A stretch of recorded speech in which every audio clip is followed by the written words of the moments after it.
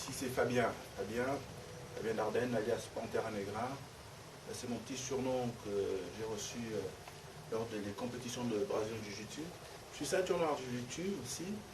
Et le but de cette vidéo est de parler de choses simples qui concernent l'entraînement. L'entraînement personnalisé. C'est-à-dire l'entraînement que tout un chacun peut faire en dehors de la salle, l'académie ou la salle de sport. Okay, lorsque vous aimez tellement vous entraîner que vous n'avez pas peur de vous entraîner tout seul, chez vous, dans votre jardin ou dans la nature, n'importe. Okay? Et surtout parler des différents outils qu'on peut retrouver dans le marché et de parler un peu de ce qu'ils apportent les uns et les autres, quelle est la différence en fait. Okay? Est-ce que lorsqu'on veut travailler la résistance, quel outil on devrait plutôt choisir par rapport à la puissance, ou lorsqu'on commence, par quel outil c'est mieux de commencer? Est-ce qu'il y en a un qui est meilleur que l'autre? Je vais vous donner moi mon avis sur justement sur ces différents outils. Donc, les outils sont simples, ils sont trois, on va dire. Vous avez les haltères, qui sont en plastique ou en acier. Et vous avez les kettlebells, donc les kettlebells russes, donc ces drôles de poids en forme de boulet de canon avec un manche au-dessus, donc on appelle les kettlebells. Alors ici j'ai les poids des haltères de 5 kg, comme ça vous avez une idée un peu de ce que j'utilise. Là j'ai des poids en tout, ici 5 et 5 c'est environ 15 kg, donc 2 de 15, que je transforme des fois en poids de 24, et des élastiques. Okay? Bon. La plupart de ceux qui ont commencé à travailler la musculation, le power training ou que ce soit ou le bodybuilding, ça dépend on va dire le but que vous avez à la salle. À partir du moment où vous êtes dans une salle de sport, le premier instrument que vous rencontrez, c'est l'haltère, okay? L'haltère classique. Dans certaines salles, ce sont des haltères en plastique, ou dans les anciennes salles, ce sont des haltères en acier. Okay? Alors, les haltères en acier, ils sont pratiques. Pourquoi? Parce qu'ils sont, on va dire, tout est fait dans l'haltère en acier pour la facilité, on va dire. Okay? Donc, le manche où on effectue la prise en main est, la plupart du temps, assez fin. Donc, c'est facile de saisir le poids. Okay? Tout est fait pour que il se soit vraiment simple. C'est simple d'utilisation, dans le sens où on prend le poids, voilà, et il y a énormément aussi de livres et de documents sur la manière d'utiliser les poids. Okay? Qu'est-ce qu'on peut dire d'autre? Donc, alors aussi, donc vous allez voir que lorsqu'on vous tenez un poids, ceux qui ont déjà travaillé, surtout lorsque vous passez au kettlebell, vous allez vous rendre compte d'une chose, tout simplement, c'est que lorsque vous travaillez avec un haltère classique, sans vous en rendre compte, vous faites de la physique. Pourquoi? Parce que vous soulevez votre poids et la masse, en fait, que vous soulevez, elle est en fait divisée par deux. Donc, de part et d'autre, si vous voulez, la masse est répartie, si vous voulez, en deux parties. Et on travaille des années sans faire attention à cet état de fait, en fait, on va dire à cette répartition un peu inégale, enfin égale mais spécifique aux haltères. Okay? Et lorsqu'on passe au kettlebell, pour un poids quasi équivalent, ici j'ai un kettlebell de 20 kg, okay? Lorsque je fais le même mouvement, okay?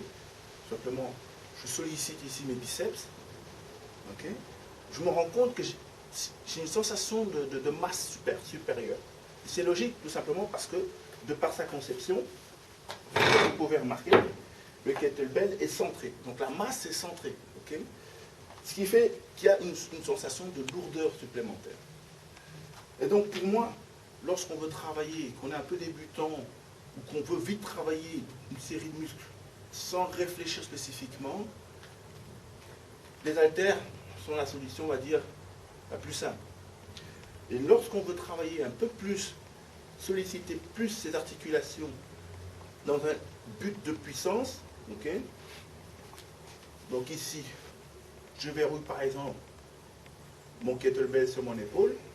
Et maintenant aussi, je vais le soulever d'un trait bien droit. Ok. Le quai, redescendre. Si vous voulez, avec le kettlebell, il est plus question, dans son concept original, d'un travail de puissance.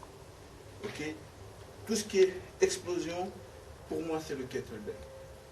Mais une explosion en puissance. Ok. Donc, si vous voulez travailler, donc évidemment, avec le kettlebell, je recommande plus un travail court. Grand maximum, 10 à 15 répétitions. Grand maximum.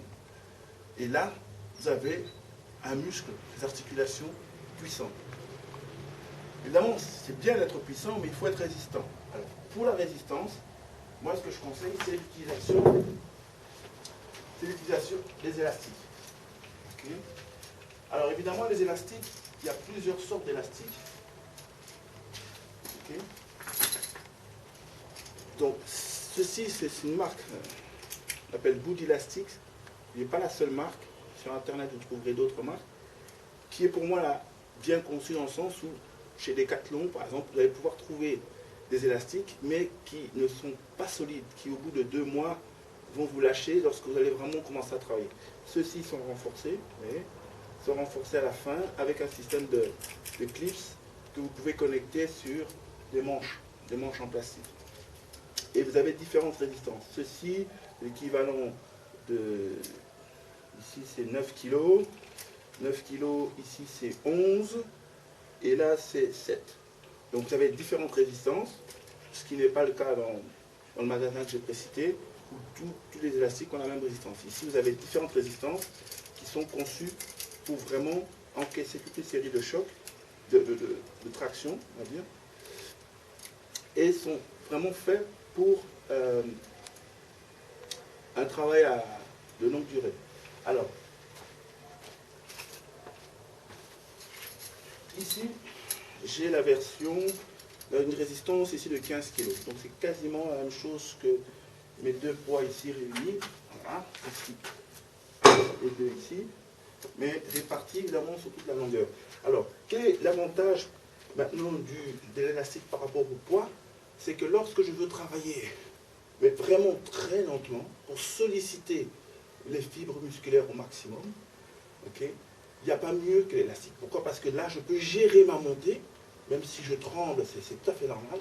Je monte, je bloque et je redescends très lentement, sans avoir la gravité qui va jouer contre moi.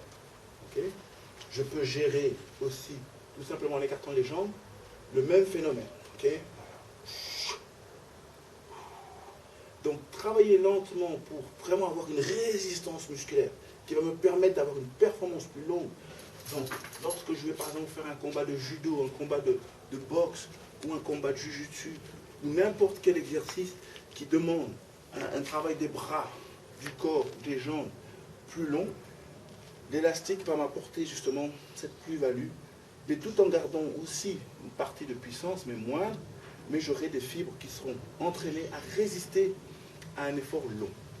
Donc voilà, donc, on va dire, pour récapituler très rapidement, les haltères, génial, c'est simple, utilisation facile. Pour commencer, c'est pratique. Lorsqu'on a un travail à faire où on ne doit pas trop réfléchir à la prise en main, les haltères sont pour moi les outils à utiliser. Lorsque vous voulez travailler spécifiquement, on va dire, la puissance plus les groupes musculaires, avec une idée aussi de gainage. Okay. Donc par exemple ici, je veux travailler mes biceps. Okay. Je travaille mes biceps, mais en travaillant, qu'est-ce que je fais? Je gaine mon corps et je contracte tous mes muscles du dos. Okay. Et je travaille mes biceps, mes 2 biceps, avec un poids tout simplement de 20 kg, mais je gaine mes dorsaux, mes bras, mes épaules, et je serre les fessiers pour avoir un travail complet. Donc, simplicité, gainage, ce sont les kettlebells force, puissance, résistance, résistance des fibres musculaires pour une performance un peu plus longue, on va dire, dans l'effort, dans la pratique de votre sport. Okay? Donc selon le but, votre problème, votre lacune que vous pouvez avoir dans votre préparation, il faut savoir utiliser les élastiques, les kettlebells pour la puissance, les poids lorsque vous voulez faire un travail spécifique, ou c'est généralement plus utilisé pour ce qu'on appelle l'isolation. Donc vous travaillez un muscle spécifique, même si en réalité on ne travaille jamais qu'un muscle. On a l'impression qu'on travaille plus un muscle, mais les autres travaillent toujours autant. Mais on va dire, le travail des poids, c'est beaucoup plus isolation. Isolation, haltère, kettlebell, puissance, gainage, résistance. Okay? Le seul bémol avec les élastiques, c'est qu'il faut bien les entretenir. Lorsque vous travaillez, il faut faire attention à la surface sur laquelle vous travaillez, si vous voulez les garder longtemps. Okay? Ils ont une durée de vie de, je crois, 3 ans à 4 ans. Ils ne sont pas chers. Okay? Le prix des kettlebells a beaucoup chuté. Je crois qu'on peut en trouver facilement dans la plupart des marchés, notamment Intersport. Et les poids dans toutes les grandes surfaces. Okay? Encore une fois, soyez toujours ouverts aux différents outils si vous voulez évoluer dans votre entraînement physique.